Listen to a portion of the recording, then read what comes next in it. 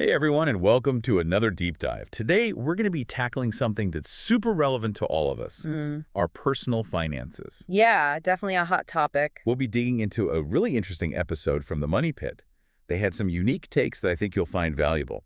Our mission. We're going to break down their advice into clear, actionable steps. So no more feeling lost in the financial weeds. I like it. Who doesn't want a clear path forward? Right. Hey. And you know me, I'm all about practical tips, not just vague financial jargon. Absolutely. And speaking of practical, this episode we're diving into really emphasizes the importance of self-awareness right off the bat. They talk about starting with something they call a personal financial statement. Okay, personal financial statement. Sounds kind of intimidating. Like, what exactly is that? It's really not that scary. It's basically like taking a financial selfie. You're getting a clear picture of where you stand financially at this moment in time. They break it down into looking at your assets and your liabilities. Okay, so like a before and after picture, but for our money. I can get behind that. So assets, that's the good stuff, right? Exactly. It's everything you own that has value. Savings accounts, your car if you own it, maybe even that fancy espresso machine you splurged on. Okay, so I'm feeling good about my asset side. Uh, But then there's the flip side, right? The liabilities. yeah. Liabilities are what you owe. Credit card balances, student loans, that loan you gave your buddy a while back that you're still waiting on. Ooh, yeah, let's not forget about those. Hmm. I think this is where it's easy to get a little fuzzy sometimes. We tend to avoid looking too closely, right? Right, and that's exactly what the episode stresses, no hiding from the truth. The more honest you are with yourself, the better equipped you are to make positive I changes. feel like this is where that whole house built on sand analogy comes in, right? Totally. You need a solid foundation to build anything worthwhile, and that includes your financial well-being. It's about understanding where we are now, so we can chart a course to where we want to be. So, we've taken our financial selfie. What's the next step on this journey? Well, that's where things get really interesting. Now we get into the nitty-gritty budgeting. See, that's where I tend to tune out.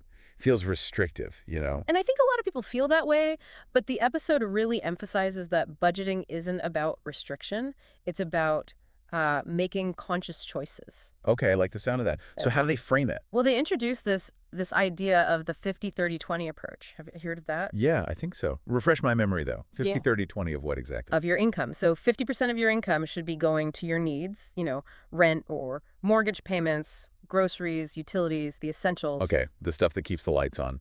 Makes sense. What about the other 50%? Right. So then you've got 30% that's allocated for your wants. And this is where it gets fun because it's all about personalization. Okay, so like concert tickets, travel, that new phone I've been wanting. Exactly. Whatever brings you joy, that's where that 30% comes in. I like it. It's about being intentional with your spending. So 50 for needs, 30 for the fun stuff.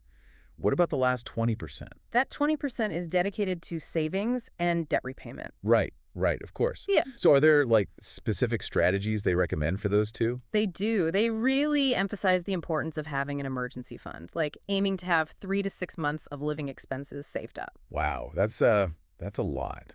But I can definitely see how important that would be if, well, anything unexpected happened. Absolutely. And speaking of unexpected expenses, that's a good segue into the next thing they talk about, managing debt, which, let's be honest, can feel like a pretty big, scary monster sometimes. It really does, like that thing lurking in the shadows that we hope will just magically disappear. And the longer we ignore it, the bigger it seems to get. Exactly. So how do we even begin to tackle that? What does the Money Pit say? Well, they have a really interesting take on it. They say knowledge is power. Like the first step is to really understand what kind of debt you're dealing with. Okay, so shine a light on it, so to speak. Categorize it. Right. Figure out like, okay, how much of it is credit card debt versus student loans versus, maybe a car loan or something. Yeah, you get specific. So then what? Once you've got it all laid out there, Then it's time to play detective and figure out those interest rates. because that's where they get you. Exactly. Those interest rates are what can really make debt snowball, right? So the Money Pit emphasizes that you really got to understand those numbers. Okay, so we're not just throwing money at it blindly, we're being strategic. Hmm. So what's the strategy? How do we actually start chipping away at this debt? Well, they talk about two main approaches, the debt snowball method and the debt avalanche method. Oh yeah, those are the classic ones. I always get them mixed up though. Yeah, it's easy to do. So imagine, imagine you're lifting weights or something. Okay, can visualize that. So, the debt snowball is like starting with lighter weights to build momentum. You focus on paying off your smallest debt first while making minimum payments on all the others. Okay, I see. So each small win keeps you motivated to keep going. Exactly. And then you take that energy and you tackle the next biggest debt. Now, the debt avalanche, that's a little different. It's more about like maximizing efficiency. Okay, so less about the feel good, more about the strategy. Right. So with this method, you're targeting the debt with the highest interest rate first, regardless of how big or small it is. Makes sense. So you're minimizing the amount of interest you're paying overall in the long run. Exactly. Now, paying off debt is obviously a huge part of building financial security, but there's another piece to this puzzle, and that's investing. Okay, now that's a word that can feel pretty intimidating. Like, isn't that something only like financial experts need to worry about? That's a common misconception. But this episode really breaks down those barriers and makes it feel much more accessible. They stress that you don't need to be a Wall Street guru to start investing. Okay, that's good to hear. So where do they recommend starting? Well, they talk about the benefits of index funds and ETFs, which, have you heard of those? I think so. But explain them like on five. Okay, so basically imagine instead of putting all your eggs in one basket, you're spreading them out across many different baskets. Diversification, right? Exactly. And these funds make it really easy to do that within the stock market. So even if some investments aren't doing so hot, others might be. And that helps balance things out. Okay, that makes sense. Less risk involved, or at least the risk is spread out a bit more.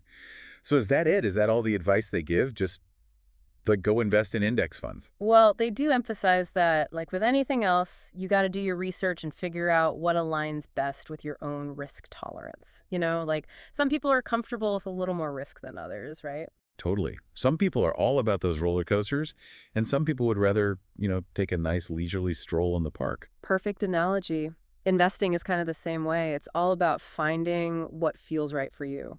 This has been eye-opening. So basically, to recap for our listeners today, we've learned about the importance of understanding our financial starting point, figuring out a budgeting strategy that actually works for us, facing that debt monster head-on, and then finally looking at ways to grow our money through investing. And remember, it's a journey, right? Not a race.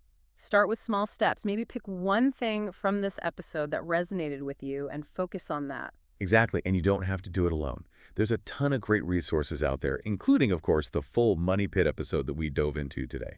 And don't forget, the Money Pit focused on personal finances, but we can take these principles, this idea of self-assessment, planning, taking consistent action, and we can apply them to really any area of our lives that we want to improve. So true. Whether it's our health, our relationships, our careers, this approach can be a game changer. So that's something to think about as you go about your week. What area of your life could use a little deep dive? Love that. Food for thought. Thanks for joining us on another deep dive. We'll catch you next time.